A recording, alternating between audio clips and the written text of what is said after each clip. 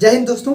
आज के इस वीडियो में हम लोग क्लास 12 के एनसीईआरटी मैथ के पहले चैप्टर जिसे हम लोग रिलेशन और फंक्शन और हिंदी में संबंध और फलन कहते हैं, इससे हम लोग कुछ महत्वपूर्ण ऑब्जेक्टिव क्वेश्चंस को करना सीखेंगे। दोस्तों ये सभी प्रश्न एग्जाम में कई बार रिपीट हो चुके हैं और 2021 में भी इन प्रश्नों के रिपीट होने की अधिक संभावना है। सो दोस्तों आप इस वीडियो में आखिर तक बने रहिए और चलिए इस वीडियो के माध्यम से हम सभी मिलकर आज कुछ नया सीख लेते हैं। दोस्तों जैसा कि पहला प्रश्न आपके सामने है, देखते हैं दोस्तों। पहला प्रश्न बोला है कि किसी समतल की सभी सरल रेखाओं के समुच्चय में आर लंब होने का संबंध है, तो संबंध आर है। ध्यान दीजिएगा प्रश्न एक बार फिर से। किसी समतल की सभी सरल रेखाओं के समुच्चय में, एक समतल है, ठीक है, यहाँ पे बहुत सारी सरल रेखाएं खींची जा सकती हैं। ध्यान दीजिएगा, पहले प्रश्न का सॉल्यूशन हम लोग कर रहे हैं। चूंकि दोस्तों ऑब्जेक्टिव क्वेश्चंस हैं और इन क्वेश्चंस को करने के लिए बहुत कम समय होता है। देखिएगा दोस्तों, एक समतल में बहुत सारी रेखाएं हो सकती हैं और वे रेखाएं एक दूसरे के या तो परस्पर समानांतर हो सकती हैं या फिर लंबवत हो सकती हैं, ठीक है। तो बोल रहा है कि समतल में बहुत सारी रेखाएं हैं, ठीक है, उसमें रेखाओं के लंब होने का जो संबंध है वो क्या है? स्वतुल्य है। और ऑप्शन ए सुनिएगा, स्वतुल्य और संक्रामक है। बी सममित और संक्रामक है। सी सममित है या फिर डी इनमें से कोई नहीं। तो दोस्तों मैं आपको बता दूं कि कोई भी फलन स्वतुल्य कब होता है? तो जब उसके अंदर का अवयव सेम बार रिपीट हुआ हो। अगर ए है तो ए आना चाहिए, ठीक है। अगर एक है तो एक एक आना चाहिए। इस स्थिति में जो फलन होगा वो क्या होगा? स्वतुल्य होगा, ठीक है। अच्छा, सेकेंड बार सममित की है तो दोस्तों अगर उसमें दो अंक हैं, उसको हमने मान लिया पहले को ए और सेकेंड वाले को बी, तो ए बी से हमें बी ए भी प्राप्त होना चाहिए। अर्थात किसी फलन में अगर ए बी है, अर्थात मान लीजिए एक और दो है, ध्यान दीजिएगा यहाँ पे अगर एक और दो हो तो दोस्तों उस फलन में दो और एक होना अनिवार्य है, तो ही इस फलन को हम लोग सममित कहेंगे। इसको बोलेंगे हम लोग सममित। क्लियर। और रही बात संक्रामक की, तो दोस्तों उसमें सी को लाना पड़ता है। तो ए बी के साथ साथ ए बी बी सी और लास्ट में दोस्तों ए सी होना चाहिए। क्लियर। अब इस पे 1 2 3 रख के जस्टिफाई हो सकते हैं आप, तो इसे हम बोलेंगे संक्रामक, ठीक है दोस्तों। तो दोस्तों ये तीनों को समझने के बाद अब बारी आती है कि किसी समतल में अगर दो रेखाएं हैं, ठीक है दोस्तों, तो ध्यान दीजिएगा, या तो ये रेखा इस तरह हो सकती है। तो दोस्तों ये देखिएगा, ये रेखा ए है और ये रेखा बी है। तो क्या रेखा ए और बी एक दूसरे पे लंब है? नहीं है, लेकिन हमारा सवाल कर रहा है कि लंब होगा। तो ध्यान दीजिएगा, इसको हम लोग क्लियर करते हैं। हम एक ऐसा रेखा बनाते हैं, एक ऐसी रेखा बनाते हैं जो रेखा ए के क्या हो, जो रेखा ए पर लंब हो, ठीक है। तो रेखा ए है और यहाँ पे रेखा बी है। दोस्तों रेखा जो ए है वो बी पर लंब है, बात सही है। तो लेकिन एक और बात है कि ये कि दोनों के बीच का कोण 90 डिग्री है। जिस प्रकार रेखा ए बी पर लंब है, ठीक उसी प्रकार रेखा बी भी ए पर लंब है कि नहीं? आप लोग जानते होंगे कि किसी भी समतल में अगर दो रेखाएं हैं और एक रेखा दूसरी रेखा के लंब है, तो कंफर्म है कि वो भी रेखा उसके लंब ही होगी, ठीक है। तो दोस्तों ध्यान दीजिएगा कि मैंने लिखा कि ए लंब बी, इससे निकल के आ रहा है कि बी लंब भी ए होगा। तो दोस्तों ध्यान दीजिए कि ए और बी, तो फिर बी और ए कहाँ आ रहा है? स्वतुल्य में, सममित में, फिर संक्रामक में। तो दोस्तों स्वतुल्य में नहीं आ रहा है, सममित में आ रहा है, ठीक है। तो इसका करेक्ट आंसर क्या होगा? ऑप्शन सी सममित, ठीक है। अगर दोस्तों वही बात एक अगला प्रश्न आपके सामने मैं दे दे रहा हूँ अपने से कि सेम इसी प्रकार रहेगा कि किसी समतल की सभी सरल रेखाओं के समुच्चय में आर, अगर आर रिलेशन है, समानांतर होने का संबंध है, तो आर क्या होगा? तो दोस्तों समानांतर अगर होगा तो ध्यान दीजिएगा वो इस रूल को फॉलो करेगा। इट्स मीन मान लीजिए कि रेखा ए है, ठीक है, और फिर बी है और फिर सी है। क्लियर। ध्यान दीजिएगा कि संक्रामक के लिए हमें ए बी सी 3 अंकों की आवश्यकता होती है, यहाँ पे तो चर है, ठीक है। तो देखते हैं दोस्तों कि अगर रेखा ए बी के समानांतर है तो बी ए के समानांतर है। ध्यान दीजिएगा, ए पैरेलल है बी के। क्लियर। तो फिर दोस्तों बी भी पैरेलल है सी के, है कि नहीं? देखिए तो तीनों के तीनों समानांतर है, तो बी पैरेलल सी। उसी प्रकार ठीक ए पैरेलल बी सी है। तो दोस्तों इससे क्या मिल रहा है? ए बी बी सी ए सी मिल रहा है ना, किसी भी रूप में मिले, क्या बोलते हैं, लंब में मिले या समानांतर में मिले या भी जो भी किस संबंध से मिले, उसको हम लोग बोलेंगे क्या? संक्रामक। तो दोस्तों क्लियर हो गया। हमें उम्मीद है कि आज का कंसेप्ट क्लियर हो चुका होगा। दोस्तों वीडियो को पॉज करके इस प्रश्न को नोट डाउन कर सकते हैं। चलते हैं अगले प्रश्न पे। तो अगला प्रश्न आपके सामने है। दोस्तों ध्यान दीजिएगा कि यदि संक्रिया स्टार, ठीक है दोस्तों, ए स्टार बी बराबर 2a प्लस बी से परिभाषित हो, तो 2 स्टार 3 स्टार 4 का मान है। ऑप्शन आपके सामने है। 18, 17, 19, 21। दोस्तों ये प्रश्न 2019 में पूछा चुका है। इसके पहले वाला प्रश्न पूछा चुका था, इसके पहले वाला प्रश्न भी 2019 में ही पूछा जा चुका था। तो दोस्तों ध्यान दीजिएगा, आप इस बात से आश्वस्त हो जाइए कि जो संक्रिया स्टार है इससे एग्जाम में प्रश्न रहते ही रहते हैं। ठीक है, तो दोस्तों इस प्रश्न को करना सीखेंगे बिल्कुल आसान तरीके से, घबराइएगा नहीं, बिल्कुल आसान तरीके से इसको सीखना है। देखिए दोस्तों, एक प्रकार से इसे आप रीजनिंग का सवाल भी बोल सकते हैं। ए स्टार बी का जो वैल्यू है वो है 2a प्लस बी। ध्यान दीजिएगा, तो हमको 2 स्टार 3 फिर स्टार 4 का मान पता करना है। दोस्तों ध्यान दीजिए कि हम लोग को देखना होता है कि जिस प्रकार ए और बी के बीच जो स्टार है वो इधर क्या कर रहा है। अगर देखिएगा यहाँ पे ए और बी है तो क्या हुआ है, 2 में ए से गुना होकर उसमें बी जोड़ दिया गया है। ठीक है, सेम इसी प्रक्रिया को इन दोनों के साथ दोहराएंगे। ध्यान दीजिएगा, हम लिखते हैं यहाँ पे, चूंकि ए स्टार बी बराबर 2a प्लस बी है। क्लियर, तो मैं कोष्ठ के अंदर वालों को लेकर चलता हूँ। अभी 4 को भूल जाइए, इस साइड वाले 4 को भूल जाइए आप पहले 2 स्टार 3 को लेकर चलिए। सेम यहाँ पे रखिए 2 स्टार 3। ध्यान दीजिएगा कि जिस प्रकार यहाँ पे ए था तो यहाँ 2a हुआ, ठीक उसी प्रकार देखिए कि ए के जगह पे 2 है और बी के जगह पे 3 है, तो सेम रखते हैं, डायरेक्ट रखते हैं मान इसका। तो 2 गुने ए का वैल्यू कितना है दोस्तों, 2 है, प्लस अब बी है तो बी कितना है, 3 है, तो 2 दूनी का 4 और प्लस 3, 4 3 7। इट्स मीन दोस्तों इसका जो वैल्यू हुआ वो 7 आया। ध्यान दीजिएगा, हमने भी करके दिखाया आपको कि 2 स्टार 3 का वैल्यू इसके अनुसार 7 आया, लेकिन अभी आपका आंसर नहीं हुआ। 7 आने के बावजूद भी इसमें फिर से स्टार लगाकर 4 वाले का फिर से करेंगे, क्योंकि ये स्टार के बाद 4 भी है। अब सेम वैल्यू, सेम वही बात, अब ए की जगह पे 7 रखेंगे, बी की जगह पे 4 रखेंगे, क्योंकि स्टार की तो बात है। रखते हैं इसे फिर से, पुनः रखेंगे, सेम रखेंगे 7 स्टार 4। इसका मतलब क्या है कि जहाँ ए है तहाँ 7 रखेंगे और बी की जगह पे 4 रखेंगे। रखते हैं 2 गुने ए का वैल्यू 7 प्लस बी 4, 7 दूनी का 14 प्लस 4 18। कितना आसान था।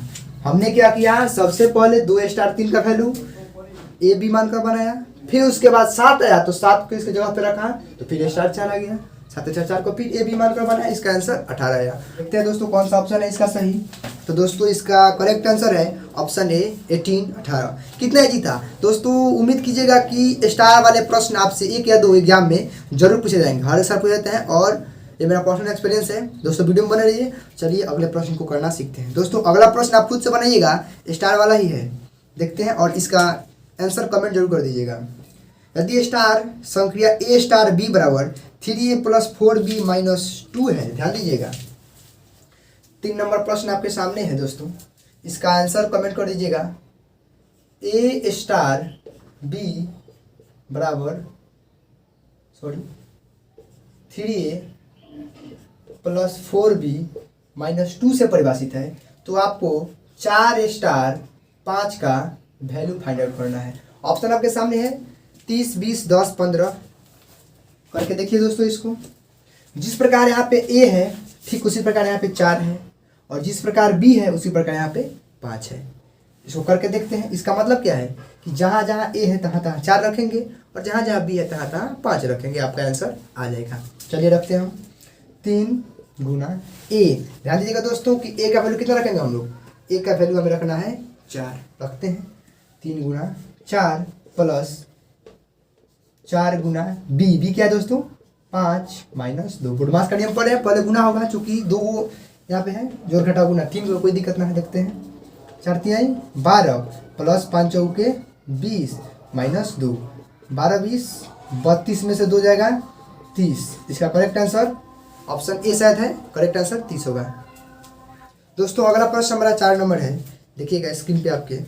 मान लीजिए कि समुच्चय एन में आर बराबर ए कोमा बी कॉलन ए बराबर बी माइनस 2, जहाँ ए बड़ा है 6 से, द्वारा प्रदत्त संबंध आर है, निम्नलिखित में से सही उत्तर है। दोस्तों ध्यान दीजिए, ये प्रश्न 2020 में पूछा जा चुका है। दोस्तों इस प्रश्न में है कुछ नहीं, ध्यान दीजिएगा, बिल्कुल लीजिए। पहले इस प्रश्न को हम लोग लिखते हैं। हमारा जो रिलेशन है, आर का मतलब होता है रिलेशन, रिलेशन माने संबंध दिया है ए और बी। क्लियर, कॉलम ए बराबर b-2, जहाँ b बड़ा है 6 से। ठीक है, तो दोस्तों इसमें हमको सही उत्तर का चयन करना है। ऑप्शन आपके सामने है दोस्तों, कुछ नहीं, ध्यान दीजिएगा। इसके मेन टॉपिक को हम लोग पकड़ते हैं। दोस्तों ध्यान दीजिए, इसका मेन बात ये और ये दो ठो है, ध्यान दीजिएगा। ठीक है, मैं लिखता हूँ क्या दिया गया यहाँ पे, देखिएगा। Here a = b-2, clear. अब दोस्तों एक बात ध्यान दीजिएगा कि हमें b का जो वैल्यू है, ध्यान दीजिएगा, b बड़ा है 6 से। इट्स मीन b का वैल्यू क्या क्या हो सकता है, हमें b का जो मान है वो 6 से बड़ा ही रखना है। तो दोस्तों 6 से बड़ा क्या हो सकता है, 7, 8, 9, 10, ऐसे आगे बहुत सारा हो सकता है। चलिए मैं b का वैल्यू 7, 8, 9 और आगे भी हो सकता है, बहुत सारा हो सकता है, इतना लेकर चलता हूँ। इसका मतलब क्या है कि एक इक्वेशन दिया गया यहाँ पे कि a बराबर b-2, तो मैं क्या करूँगा, a का वैल्यू तो मैं पहले b का वैल्यू 7 रख के देखूंगा कि a का कितना आ रहा है, और मेरा जो ऑप्शन में दिए गए हैं वो मैच कर रहे हैं कि नहीं। 7 7 अगर इससे नहीं होगा तो 8 रखूंगा, 9 रखूंगा, तो ऐसे करके रखूंगा। ठीक है दोस्तों, मैं रख के देखता हूँ, ध्यान दीजिएगा। सबसे पहले दोस्तों मैं लिखता हूँ कि b बराबर 7 रखने पर, क्लियर। क्यों रख रहा हूँ दोस्तों, क्योंकि b का वैल्यू 6 से हमेशा 12 रखना है, मैं रख के दिख रहा हूँ।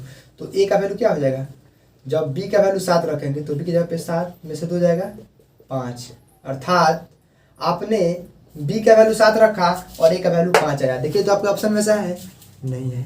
आगे चलते हैं, इस बार b की जगह पे हम लोग 8 रखते हैं, पुनः b बराबर 8 रखने पर ध्यान दीजिएगा दोस्तों, b की जगह पे हम लोग 8 रख रहे हैं।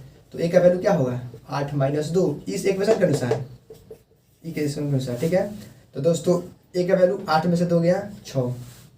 इसका मतलब है कि a b सवाल में यहाँ पे दिया गया ना, तो हम a का वैल्यू कितना रखे हैं, हमारा a का वैल्यू 6 आया है, कब, जब b का वैल्यू 8 रखे हैं। तो दोस्तों ध्यान दीजिएगा कि 6 और 8 ऑप्शन ए में है, तो हम लोग का करेक्ट आंसर ऑप्शन ए ही होगा, 6 और 8। इट्स मीन b का वैल्यू 8 रखने पर a का वैल्यू 6 आएगा। कोई दिक्कत नहीं, वीडियो को पॉज कीजिए, नोट डाउन कीजिए, चलते हैं अपने अगले सवाल पे।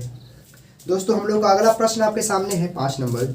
यदि f(x) बराबर x² - 1 और gx बराबर 2x + 3 हो तो f(x) का वैल्यू ज्ञात कीजिए। कुछ नहीं है दोस्तों, ये भी 2020 में पूछा चुका है। ध्यान देते हैं 5 नंबर प्रश्न की ओर। दोस्तों दिया गया है f(x) बराबर x² - 1, क्लियर, और साथ साथ हमें gx का वैल्यू भी दिया गया है, ये है 2x + 3। ठीक है, तो हमको GOFX का वैल्यू याद करना है। ऑप्शन आपके सामने है दोस्तों, देखते हैं इसका करेक्ट आंसर क्या आता है। कुछ नहीं है दोस्तों, आप लोग फलनों का संयोजन पढ़े होंगे, FOFX और GOFX, क्लियर। देखते हैं, चलिए दोस्तों, जब भी इस प्रकार के प्रश्नों को हम करते हैं तो ध्यान दीजिएगा, GO क्लियर, लेकिन FX का वैल्यू दिया गया, देखिए तो कितना दिया गया है, x² - 1। ठीक है, जब भी fx का वैल्यू रखेंगे तो ये o का मतलब ही होता है गुना, ये हट जाएगा। इट्स मीन केवल g x² - 1 हो जाएगा। अब ध्यान दीजिएगा, हमको एक बात बताइएगा कि हम लोग का जो वैल्यू gx का दिया गया था वो दिया गया था 2x + 3। अगर आपसे कोई बोले कि g1 का मान ज्ञात कीजिए तो क्या कीजिएगा, यहाँ x था तो 1 रखे, आप रखे ना, तो इस साइड भी जहाँ जहाँ x होगा तहाँ क्या रखिएगा, 1 रखिएगा। इट्स मीन क्या होगा, 2 × 2 और 3 5। माने कहने का सीधा मतलब है कि gx बराबर 2x + 3 है। आपसे g1 g2 g5 g6 gx g anything का पूछेगा तो जहाँ जहाँ x होगा वही वैल्यू हम लोग रख देंगे। तो बस वही लॉजिक यहाँ पे लगने वाला है। तो g है, पहले से gx दिया गया है 2x + 3, लेकिन हमको gx नहीं, इस बार g x² - 1 फाइंड आउट करना है। इट्स मीन क्या है, जहाँ जहाँ x है तहाँ तहाँ क्या रखेंगे, x² - 1, क्लियर। इस प्रकार के प्रश्नों को इसी तरह ही किया जाता है। तो रखते हैं हम, क्या रखेंगे इसमें, 2x की जगह पे क्या रखेंगे, x है ना यहाँ पे, ये रखेंगे x² - 1, क्लियर। उसके बाद +3 हो गया। तो दोस्तों देखते हैं हम लोग का आंसर क्या है। देखते हैं दोस्तों, 2 का गुना कर देते हैं तो 2x², 2 में 1 से तो -2 और +3 पहले से है ही, क्या आएगा 2x², 2 ठो कर जाए तो +1, करेक्ट आंसर देख लीजिएगा option A B C D में से इसका करेक्ट आंसर हम लिखते हैं ऑप्शन ए है दोस्तों। सो इसका करेक्ट आंसर होगा ऑप्शन ए। दोस्तों ये फलनों के संयोजन का प्रश्न है, बिल्कुल आसान है। इस प्रकार का प्रश्न भी आपसे एग्जाम में पूछा जा सकते हैं। या तो आप जी ओ एफ एक्स ज्ञात कीजिए या फिर एफ ओ जी एक्स ज्ञात कीजिए, ऐसे प्रश्न आपसे पूछे जाते हैं। उम्मीद है आपका कॉन्सेप्ट क्लियर हो चुका होगा। वीडियो को पॉज करके नोट डाउन कीजिए, कोई भी दिक्कत या समस्या आने पर कमेंट कीजिए, हम आपके साथ हैं। चलिए देखते हैं अगले प्रश्न को। तो अगला प्रश्न आपके सामने है, देखते हैं। कह रहा है कि निम्नलिखित में से किसका प्रतिलोम फलन होता है। दोस्तों मैं आपको बता दूं कि प्रतिलोम का मतलब होता है इन्वर्स, उल्टा। इन्वर्स का मतलब होता है प्रतिलोम। तो दोस्तों कोई भी फलन यदि एकेकी और आच्छादक दोनों होगा तो ही उस फलन का प्रतिलोम फलन ज्ञात हो पाएगा। इट्स मीन किसी फलन के प्रतिलोम को ज्ञात करने के लिए फलन को एकेक और आच्छादक दोनों होना जरूरी है। क्लियर। तो दोस्तों आप देखिए इसका करेक्ट आंसर क्या होगा। बोल रहा है कि निम्नलिखित में से किसका प्रतिलोम फलन होता है। ऑप्शन ए एकेक अंतःक्षेपी नहीं होगा, ऑप्शन बी एकेक आच्छादक यही होगा दोस्तों। आगे देखते हैं दोस्तों, अगला प्रश्न हमारा एक कितना था 6 नंबर। अब आगे देखते हैं 7 नंबर दोस्तों। अगला प्रश्न 7 नंबर आपके सामने है कि यदि नंबर ऑफ ए बराबर 3 और नंबर ऑफ बी बराबर 2 तो नंबर ऑफ ए गुने बी कितना होगा। 2017 में पूछा चुका है, बिल्कुल आसान है दोस्तों। ध्यान दीजिएगा, दिया गया है कि number of A is equal to 3, number of B is equal to 2, then find out number of A cross B. कोई दिक्कत ना दोस्तों। Number of A cross B का मतलब क्या हुआ, ए की जगह पे 3, बी की जगह पर 2। क्लियर। 3 दूनी का 6। इसका करेक्ट आंसर आपके सामने है 6 4 2 0, ऑप्शन ए 6। ठीक है दोस्तों। आगे देखते हैं दोस्तों, अगला प्रश्न आपके सामने है 8 नंबर। लिखा दोस्तों एक्स स्टार वाई। आ गया ना, स्टार वाला प्रश्न पूछा ही जाता है दोस्तों। एक बार एक्स स्टार वाई का वैल्यू दिया गया 1 + 12x + xy। क्लियर। उसके बाद सभी अपने क्राइटेरिया को पूरा करने के लिए दिए गए हैं। परिमेय संख्या है तो जिसे द्विआधारी संख्या की विवेचना करें तो अब 2 स्टार 3 का मान होगा, 2 स्टार 3। इट्स मीन इस बार यहाँ पे ए और बी नहीं है, यहाँ पे क्या है एक्स और वाई है। कहने का मतलब है कि x के जगह पर आप 2 रखिए और y के जगह पे 3 रखिए। रख के देखते हैं क्या होता है। पहले 1 है देख के, अब तो ना x है ना y है, कुछ नहीं रखेंगे। ठीक है, आगे चलते हैं। 12 के बाद x है तो x का वैल्यू कितना रखेंगे इसके अनुसार 2 प्लस x गुना y है तो मतलब कि 2 गुने 3। देखते हैं आंसर क्या होता है 1 प्लस 12 दूनी का 24 प्लस 3 दूनी का 6, 24 और 30 और 1 31। करेक्ट आंसर देखिए 31 41 43 51। Correct answer option A 31। ठीक है दोस्तों। अब दोस्तों देखते हैं अगला प्रश्न आपके सामने है 9 नंबर। देखिए ध्यान से, बोल रहा है कि फलन एफ एक्स। ये भी प्रश्न दोस्तों पूछा चुका है 2009 में। रूट वाला प्रश्न है कि x - 1 × 3 - x का परास क्या होगा। तो दोस्तों चूंकि ये ऑब्जेक्टिव क्वेश्चन है तो इसको करने का बहुत आसान तरीका है, बहुत कम समय में। आप क्या कीजिए, इसके परास को फाइंड करने के लिए आप x - 1 × 3 - x रूट के साथ 0 के बराबर कर दीजिए और जो भी x का वैल्यू आएगा वही उसका परास हो जाएगा। ठीक है दोस्तों, चलिए करते हैं। तो क्या कर सकते हैं आप, इस रूट को उधर भेज दिए, नहीं तो दोनों तरफ स्क्वायर कर दीजिए। स्क्वायर करेंगे इसका रूट हट जाएगा और 0 का स्क्वायर तो 0 ही होता है। तो सिर्फ क्या बच जाएगा x - 1 × 3 - x बराबर 0। दोस्तों ऐसे प्रश्न को आप पढ़े होंगे द्विघात समीकरण में कैसे हल किया जाता है। बारी बारी से दोनों को हम लोग 0 के बराबर करते हैं। इट्स मीन सबसे पहले x - 1 को जब 0 के बराबर करेंगे इससे x का वैल्यू 1 मिलेगा। क्यों, क्योंकि 1 क्या कर रहा है इधर माइनस कर देगा कर प्लस कर देगा। दिक्कत कोई नहीं है, आगे देखते हैं। फिर उसी प्रकार 3 - x को 0 के बराबर करेंगे तो x का वैल्यू क्या होगा, ध्यान दीजिएगा। इस बार हम 3 को इधर रखते हैं और x इधर माइनस कर रहा है इधर जाके प्लस कर देगा तो x का वैल्यू 3 आ गया। x के दो वैल्यू है क्या, 1 और 3। तो दोस्तों आपके ऑप्शन में 1 और 3 दिया ही गया ऑप्शन ए में। इसका करेक्ट आंसर क्या हो जाएगा 1 और 3 है, इसका परास हो गया। कोई दिक्कत ना है, आगे देखते हैं प्रश्न को दोस्तों। अगला प्रश्न देखते हैं दोस्तों 9 नंबर। दोस्तों ये भी प्रश्न आपसे एक जरूरी पूछे जाते हैं संबंध और फलन से। देखिएगा इनवर्स वाली बात है। 9वां प्रश्न है कि यदि f colon r tends to r इस तरह से परिभाषित हो कि f(x) बराबर कोई फंक्शन f(x) है जिसका वैल्यू दिया गया है 2x प्लस 3, तो एफ इनवर्स x का वैल्यू क्या होगा।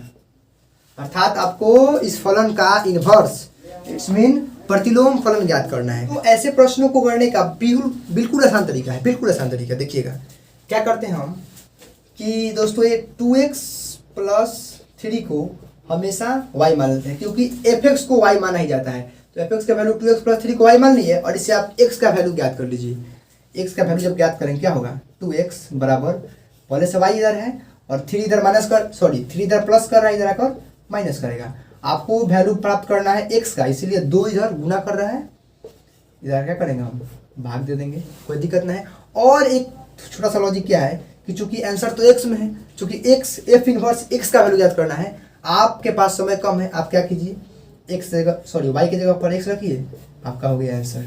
देखिए ऑप्शन में आपको दिया होगा क्या है, ऑप्शन देखिए x माइनस 3/2 बी इसका करेक्ट आंसर होगा। दोस्तों इस प्रकार के बहुत सारे प्रश्न पूछे जाते हैं, बहुत सारे प्रश्न आपको पूछे जाएंगे इनवर्स ज्ञात करने के लिए। इसमें सेम वही लॉजिक है ये वाला, क्योंकि एफ एक्स बराबर क्या होता है दोस्तों, y। क्लियर। आप देखिए कि एफ इधर सीधा साधा फंक्शन है बेचारा, हमें x का वैल्यू ज्ञात करना होगा तो क्या होगा, f इधर जाएगा ना तो ये उल्टा हो जाएगा, इनवर्स में हो जाएगा एफ इनवर्स y। बस यही लॉजिक इधर काम करता है, इसीलिए हम लोग y की जगह पे x रख देते हैं। ठीक है दोस्तों, आप सीधा सा समझिए कि इस प्रकार के प्रश्न हो। और मान लीजिए अभी चलते हैं, मान लीजिए 5x प्लस 2, ठीक है, एफ एक्स बराबर, और इसका हमें इन्वर्स ज्ञात करना है, क्या कीजिएगा, सेम वही लॉजिक लगाइएगा, 5x प्लस 2 को y के बराबर कीजिए, इसे आप x का वैल्यू ज्ञात कीजिए, क्या हो जाएगा y माइनस 2, और फिर x का वैल्यू क्या हो जाएगा y माइनस 2/5, x में से 2 घटा दीजिएगा बटे 5, जैसे आंसर। x लिखिए, 2 प्लस कर रहा है इधर माइनस कीजिए, 5 गुना कर रहा है इधर भाग कीजिए, आपका हो गया आंसर। इस प्रकार का प्रश्न को छोड़ना नहीं है, कुछ नहीं है इस प्रश्न में दोस्तों, कुछ नहीं है। ठीक है, आपको क्या करना है, सीधा सा लॉजिक है। फिर देखिए तो इस पर और उदाहरण, मान लीजिए 6x लेते हैं, 6x इस बार माइनस में लेते हैं, 6x माइनस 9, ठीक है, क्या होगा इसका, पहले तो y लिखिए इधर, ठीक है, y को जोड़ दीजिए, चूंकि माइनस क्या कर रहा है इधर, 9 माइनस करेगा प्लस करेगा, और उसके बाद x के साथ 6 गुना करेगा के भाग करेगा, y को चेंज कर दीजिए x में, x प्लस 9 बटा में 6, करेक्ट आंसर। क्लियर, कोई दिक्कत समस्या हो कमेंट कीजिए। अगले प्रश्न को देखते हैं दोस्तों। अगला प्रश्न हमारा है 10 नंबर। दोस्तों संक्रिय वाला प्रश्न है, बिल्कुल आसान है, इस प्रकार के प्रश्नों को छोड़ना बिल्कुल नहीं है। देखिएगा 10 नंबर और इस वीडियो का लास्ट प्रश्न, यदि संक्रिया स्टार जो है की परिभाषा है कि ए स्टार बी बराबर, ए स्टार बी का जो वैल्यू दिया गया है वो दिया गया है ए स्क्वायर प्लस बी स्क्वायर, तो आपको 1 स्टार 2 स्टार 6 का वैल्यू प्राप्त करना है। सेम लॉजिक है दोस्तों पहले प्रश्न की तरह। सबसे पहले हम लोग, चूंकि दिया गया है ए स्टार बी का वैल्यू ए स्क्वायर प्लस बी स्क्वायर, सबसे पहले आप 1 स्टार 2 को लेकर चलिए इसमें का, ठीक है। तो कहने का मतलब सीधा सीधा है कि ए की जगह पे 1 रखिएगा, बी की जगह पे 2 रखिएगा, रखते हैं।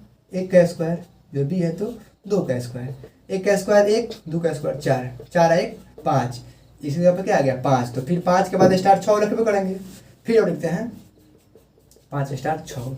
सेम वही लॉजिक, ए की जगह पे 5 हो जाएगा, बी की जगह पे 6 हो जाएगा यहाँ से। तो 1 का स्क्वायर 5 का स्क्वायर 6 का स्क्वायर, 5 25 6 का 36 5 61, इसका करेक्ट आंसर क्या होगा दोस्तों 61।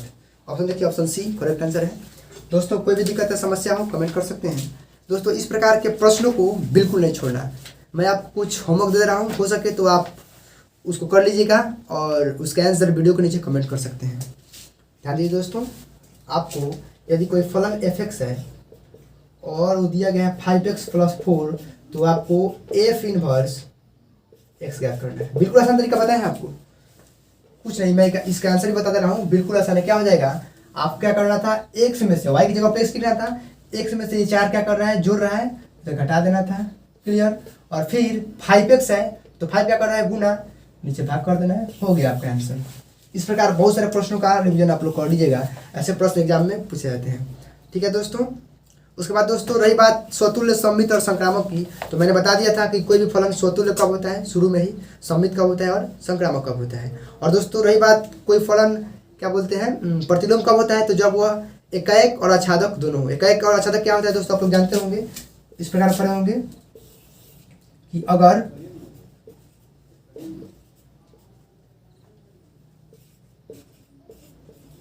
कोई फलन ए है और कोई फलन बी है, दोनों को जोड़ेंगे जब फलन से, तो दोस्तों इसके कहने का मतलब है ना कि ए के प्रत्येक अवयव का प्रतिबिंब बी के प्रत्येक अवयव से होना ही चाहिए। इसमें एक्स्ट्रा है डी उससे मतलब नहीं है, तो ये हो जाएगा दोस्तों एकाएक। लेकिन वही अगर इसमें ध्यान दीजिएगा 1 2 3 इसमें अधिक हो जाए और इसमें कम हो जाए, ए बी सी ही हो जाए, ए बी फलन जोड़ते हैं, तो इसका क्या मतलब है दोस्तों कि इसे एक हो जाएगा, इससे हो जाएगा, इससे हो जाएगा। तो मतलब ई तो पूरा पूरा हो गया, लेकिन इसमें नहीं हुआ तो ये हो जाएगा आच्छादक। और दोस्तों अगर जब दोनों का दोनों बराबर बराबर होगा, जैसे 1 2 3 ए बी सी या सेम सेम होगा, कोनो इधर हो जाएगा, कोनो दिक्कत ना है, तो ये हो जाएगा दोनों एकाएक आच्छादक दोनों। तो दोस्तों किसी फलन का प्रतिबिंब ज्ञात करने के लिए उस फलन को एकाएक आच्छादक दोनों होना जरूरी है, दोनों होना जरूरी है। दोस्तों फिर एक प्रश्न आपके सामने है, एक और प्रश्न आप कर लीजिएगा। देखिए कि एफ एक्स का वैल्यू 2x³ - 1 है, तो आपको एफ इनवर्स एक्स ही फाइंड आउट करना है, कोई दिक्कत ना है। दोस्तों मैंने जितना प्रश्न करा दिया है उससे मुझे उम्मीद नहीं है कि दोस्तों अब और इससे अधिक क्वेश्चन पूछेगा। एक और प्रश्न देखते हैं। एक और प्रश्न है दोस्तों आपके सामने 3 नंबर कि जो एफ एक्स का वैल्यू है वो 3 - x³ है, फिर इसका 1/3 है, तो आपको एफ ओ एफ एक्स का वैल्यू प्राप्त करना है। सेम उसी प्रकार वैल्यू रख देना है पहले एफ एक्स का, उसके बाद फिर एफ में जो आएगा उसका रख देना है, आपका आंसर हो जाएगा। इसका आंसर भी बता देता हूँ, इसका करेक्ट आंसर होगा ऑप्शन डी एक्स। ठीक है दोस्तों, और प्रश्न देखते हैं। दोस्तों एक प्रश्न देखिए कि वास्तविक संख्याओं के समुच्चय में संबंध छोटा है जिसमें कैसा संबंध है, 2018 में पूछा चुका है दोस्तों। इसका करेक्ट आंसर होगा ऑप्शन बी केवल संक्रामक। याद कर लीजिएगा इसको, बहुत ही महत्वपूर्ण प्रश्न है। आगे देखते हैं दोस्तों कि यदि fx1 = fx2 देख रहे हैं आप, और x1 = x2 देखिएगा क्या होता है दोस्तों कि अगर आपको सवाल में कहीं fx1 = fx2 से x1 = x2 निकल के आ जाए, तो समझिएगा कि वो फलन कैसा है, वो फलन एकाएक है दोस्तों। हमेशा याद रखिएगा, यदि fx1 = fx2 से x1 = x2 निकल के आ जाए तो वह फलन क्या है, एकाएक है। और वहीं अगर सवाल में कहीं fx = y दिया हो, या फिर दोस्तों चेंज कर सकता है, x की जगह पर a और y की जगह पर b, या फिर fa = b दिया हो, तो फलन होता है आच्छादक होता है। दोस्तों ध्यान दीजिएगा इस प्रश्न को, मैंने आपको स्वतुल्य सममित संक्रामक बता दिया और फिर एकाएक और आच्छादक बता दिया। ठीक है दोस्तों, बिल्कुल। दोस्तों ध्यान दीजिए कि एक तुल्यता संबंध आता है, तो कोई भी फलन जब संक्रामक, स्वतुल्य और सममित तीनों होता है, अर्थात स्वतुल्य, सममित, संक्रामक तीनों होता है, तो वह फलन तुल्यता संबंध होता है। ध्यान दीजिएगा, इस प्रश्न को नोट डाउन कर लीजिएगा आप। और दोस्तों यही बात है कि fx1 fx2 से x1 x2 प्राप्त होगा तो वह एकाएक होगा, और यदि fx = y हो या फिर fa = b हो तो वह फलन क्या होगा, आच्छादक होगा। ध्यान दीजिएगा, यह प्रश्न कई बार पूछा चुका है, ध्यान दीजिए, इसमें मिसगाइड नहीं होना है। एक प्रश्न देखिए, सेम वही है, fx दिया हम लोगों को 3x - 4, तो आपको F inverse x find out करना है। सेम वही लॉजिक है, कर लीजिएगा। अगला प्रश्न देखते हैं, लास्ट प्रश्न है दोस्तों हमें उम्मीद है कि मैंने बहुत सारा प्रश्न करा दिया है और इससे अधिक तो कोई पूछेगा नहीं। अगर पूछता है तो उसका तैयारी जरूर आप कर लीजिएगा, और हो सके तो कमेंट कर दीजिएगा, तो मैं उसको एक सेपरेट वीडियो जरूर बना दूंगा। दोस्तों देखते हैं, एक लास्ट प्रश्न है, एफ एक्स का वैल्यू दिया गया है x² - 3x + 2, तो आपको FO F1 का वैल्यू प्राप्त करना है। सेम बात है दोस्तों, आप पहले FO FX यहाँ पे लिखिएगा और FX यहाँ पे 1 रख दीजिएगा, x जगह पे 1, आपका आंसर हो जाएगा। आपका करेक्ट आंसर निकल कर आएगा आप 2। क्लियर दोस्तों, वीडियो को पॉज करके इन सब प्रश्नों को नोट डाउन कर लीजिएगा और इसका रिवीजन जरूर कर लीजिएगा। कोई भी दिक्कत या समस्या आने पर कमेंट कर दीजिएगा, हम आपके साथ हैं। आज के इस वीडियो में बस इतना ही, मिलते हैं आपसे अगली वीडियो में अगले टॉपिक के साथ। तब तक के लिए मैं राम कुमार आप लोगों से विदा लेता हूँ। टेक केयर, थैंक यू, जय हिंद, वंदे मातरम।